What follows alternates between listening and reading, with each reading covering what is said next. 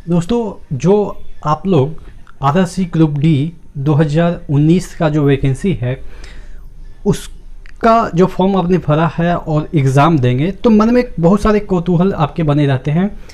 जिनका सिलेक्शन नहीं हो पाया था पिछला बार, जो कुछ नंबर से चूक गए थे, और हो सकता है बहुत सारे ऐसे लोग होंगे जो कि नए फॉर्म अप्लाई किए होंगे। पेपर भी उन्होंने देखा होगा कि पिछली बार कैसा आया, तो मन में ये बना रहता है कि क्या पहली बार जो पूछा गया था एकदम से ड्रास्टिकली चेंज हो गया पैटर्न। आपने देखा पहले ग्रुप डी आता था तो एकदम से लल्लू पल्लू क्वेश्चन आते थे, भारत के प्रधानमंत्री कौन है, भारत के राष्ट्रपति कौन है, जीके ही भर दिया जाता था 50-50 नंबर के, 60-60 नंबर के, कोई पैटर्न नहीं होता था। कोई में 10 नंबर का रीजनिंग रहता था कोई सेट में, तो कोई में 12 नंबर का मैथ्स रहता था। तो इस तरह से पहले लल्लू पल्लू क्वेश्चन पूछे जाते थे। लेकिन 2018 में जो आया फॉर्म और उसमें जिस तरीके से क्वेश्चन पूछे गए थे, इवन 12th लेवल के क्वेश्चन पूछे गए थे। पीरियडिक टेबल की हम बात करें तो ऐसे ऐसे आयोनाइजेशन एनर्जी पे भी क्वेश्चन पूछ दिए गए। तो इस तरह से जो क्वेश्चन पूछे गए तो मन में कौतूहल ये बना रहा था, क्या जो इस बार आपका एग्ज़ाम होगा सेम ही पैटर्न रहेगा क्या? क्योंकि कंपनियां तो अभी हालांकि डिसाइड नहीं हुई है, लेकिन लोग गेस कर रहे हैं कि ये जो है वो टीसीएस ही लेगी जैसा कि पिछली बार लिया था। तो देखिए, मैं आपको समझाऊंगा कि इस वीडियो में ये समझाऊंगा कि पिछली बार के रिस्पेक्ट में इस बार आप मंझे खिलाड़ी होंगे और पिछली बार जितना आपको ये पेपर हार्ड नहीं लगेगा। कैसे, कौन कौन से फैक्टर है जिससे कि आप समझ पाएंगे कि ये पिछली बार की तरह हार्ड नहीं होगा। देखिएगा, पहला फैक्टर की हम बात करें तो पिछली बार किसी को नहीं पता था कि इस लेवल के क्वेश्चन पूछे जाते हैं ग्रुप डी में।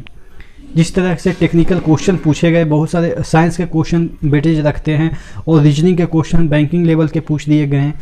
जो जीके है तो वो तो जीके ही है, उतना कोई खास नहीं है। लेकिन जीके में भी आप देखेंगे कि असर्शन रीजन टाइप के क्वेश्चन पूछ दिए गए। तो ये तो पहली बार आपने फेस किया, ऐसा क्वेश्चन पहली बार फेस किया तो एकदम से धड़ाम से गिर गए, क्योंकि आपको इंडियन पिच पे खेलने की आदत थी। आपको पर्थ वाला मैदान मिल गया, बाउंसर गेंद आने लगी, आप धड़ाम हो गए, 89 या 60 पे ऑल आउट हो गए। तो इस बार आपको क्या है कि आपको चीज़ें पता है कि इस तरह के क्वेश्चन आने की संभावनाएं हैं।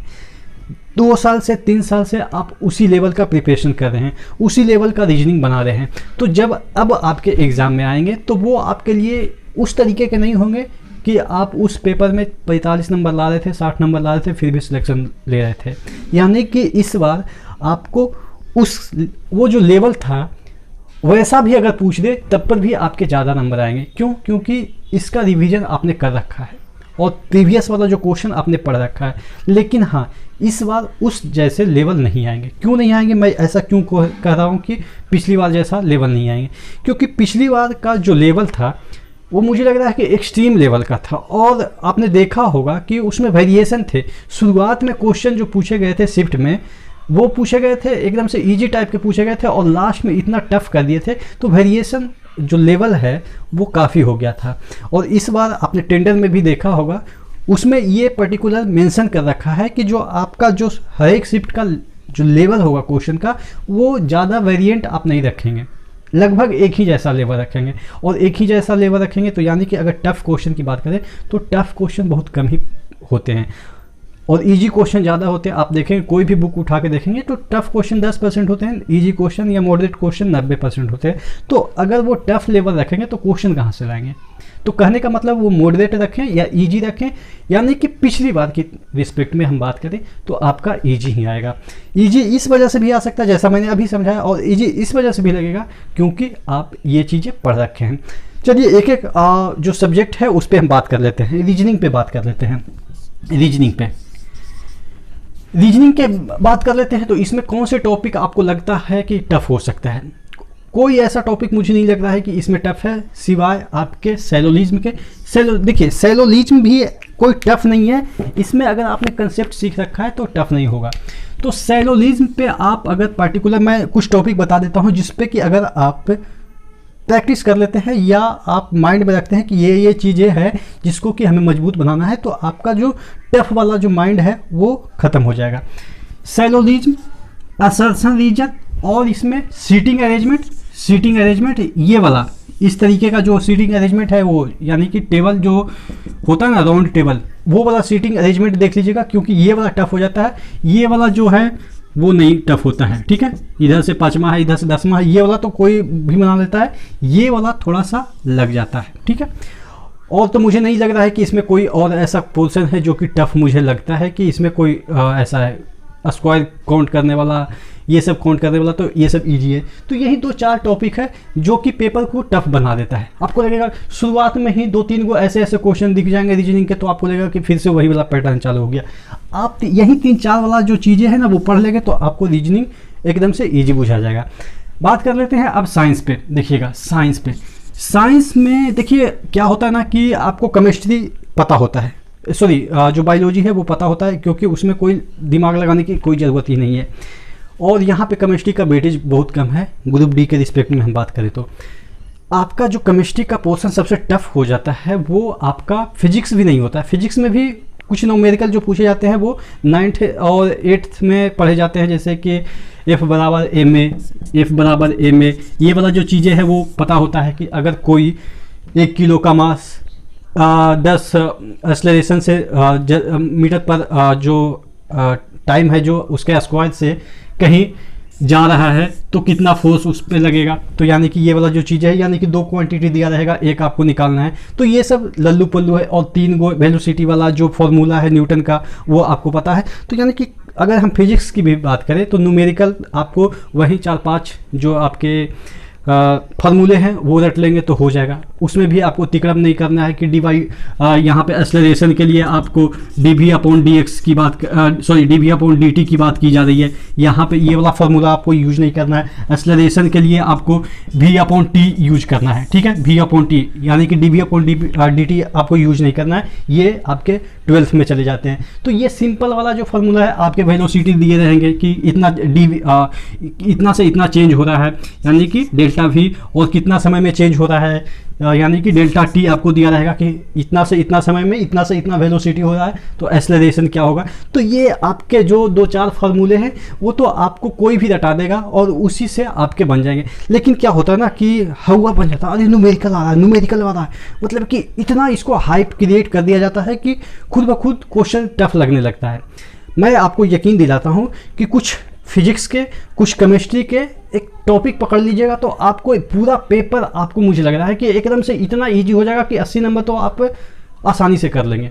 मैं ये वाला जो तरीका है वो मैं जैसे ही एग्ज़ाम आता है मैं उस समय आपको बता दूंगा, क्योंकि अभी आप सब भूल जाएंगे, ठीक है। तो ये फिजिक्स में है कि फिजिक्स भी उतना टफ नहीं आता, थोड़ा सा केमिस्ट्री में ये टफ इस वजह से हो जाता है कि केमिस्ट्री में अपवाद बहुत है, अपवाद भी तो याद करना पड़ता है, प्लस उसमें इतना चीज़ रखना पड़ता है, तभी तो केमिस्ट्री इतना लेंदी हो जाता है। आप पीरियडिक टेबल की बात करो, पूरा पीरियडिक टेबल में मुझे लग रहा है कि अगर मुझे बैठा दे क्वेश्चन बनाने के लिए तो पीरियडिक टेबल में कम से कम तो मैं 5000 क्वेश्चन बना दूंगा। समझ सकते हैं, एक चैप्टर से 5000 क्वेश्चन बनाए जाते हैं केमिस्ट्री में, सिर्फ और सिर्फ एक चैप्टर से। और वैसे कितने चैप्टर हैं, तो थोड़ा मुझे लगता है कि केमिस्ट्री आपके लिए थोड़ा टफ हो जाएगा। लेकिन हाँ, केमिस्ट्री ऐसा नहीं है कि पूरा सागर पढ़ लेना है, फिर भी केमिस्ट्री ऐसा नहीं है कि पूरा सागर पढ़ लेना है।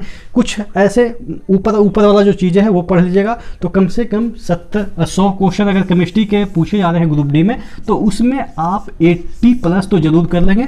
चुनिंदा टॉपिक पढ़ेंगे तो चुनिंदा टॉपिक मैं दूसरे वीडियो में बता दूंगा, क्योंकि ये वाला वीडियो लंबा हो जाएगा। तो ये है केमिस्ट्री। जो मैं आपका जो भूत है ना कि टफ क्वेश्चन आएगा, उसको मैं एकदम से सरल तरीके से बताने की कोशिश कर रहा हूँ कि जिससे कि आप ये समझ पाएँ कि कोई क्वेश्चन टफ नहीं होगा। आप अगर इस तरीके से चीज़ों को देखते हैं, ऑब्जर्व करते हैं कि अच्छा इस तरीके का फॉर्मूला पूछा जाएगा इस टॉपिक में, जो केमिस्ट्री है इसमें इस तरह के 10-20 जो टॉपिक है 10-20 या पॉइंट है वो रट लेंगे, वो समझ लेंगे तो कवर हो जाएगा। देखिए पीरियडिक टेबल अगर रटते हैं तो बहुत दिक्कत हो जाएगी, आप समझ लेंगे तो आसानी से आप कर लेंगे। तो ये हो गया साइंस। और अगर हम बात करें बायोलॉजी की तो बायोलॉजी का जैसा आपके लूसेंट वगैरह में चल रहा है ना वो भी कर लेंगे तो वो सफिशियंट है।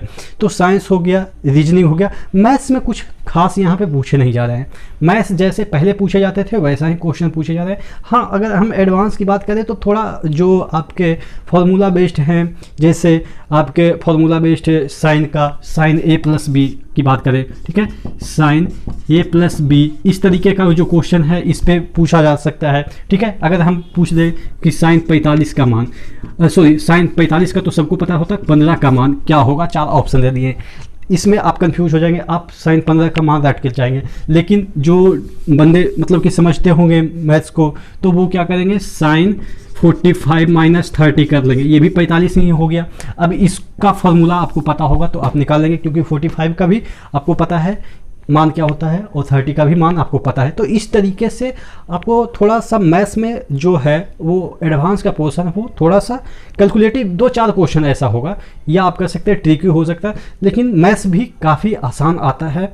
आपके देखेंगे कि सिंप्लीफिकेशन के क्वेश्चन आते हैं, आपके अर्थमेटिक में एक एक लाइन के क्वेश्चन आते हैं जो कि आप मुंजमानी कर सकते हैं। तो टोटल कहने का मतलब ये है, मेरा वीडियो में ये मतलब है कि आपके जो पिछला बार जिस तरीके का टफ क्वेश्चन पूछे गए थे, वैसा क्वेश्चन एक्सट्रीम लेवल पे पूछे जाते हैं और उससे नीचे ही क्वेश्चन बनाए जाते हैं। तो इस बार उससे नीचे ही आपको दिखेंगे क्वेश्चन, और आपके रिवीजन इतने हो चुके होंगे, एक्सपर्ट आप इतने हो चुके होंगे, टीचर्स को सब पता है कि इस बार क्या क्वेश्चन पूछे जाएंगे। तो टीचर्स भी आपको उस डायरेक्शन में बहुत सारे प्रैक्टिस करवा चुके होंगे, टेस्ट भी आप देते होंगे, बहुत सारे मॉक टेस्ट लगाते होंगे, तो आपको क्वेश्चन भी वैसा ही दिया जा रहा है। आजकल के जो मॉक टेस्ट है वैसा ही क्वेश्चन दिया जा रहा है। तो अब आपको ऐसा नहीं लगेगा कि नया कुछ आप एग्ज़ाम में देखेंगे। बात समझ में आ रही है ना। तो टोटल कहने का मतलब ये है कि आपके क्वेश्चन मॉडरेट ही रहेंगे, ज़्यादा कुछ टफ नहीं होंगे। आशा करते हैं आपको ये समझ में आया होगा, आप थोड़ा सा मोटिवेट फील किए होंगे।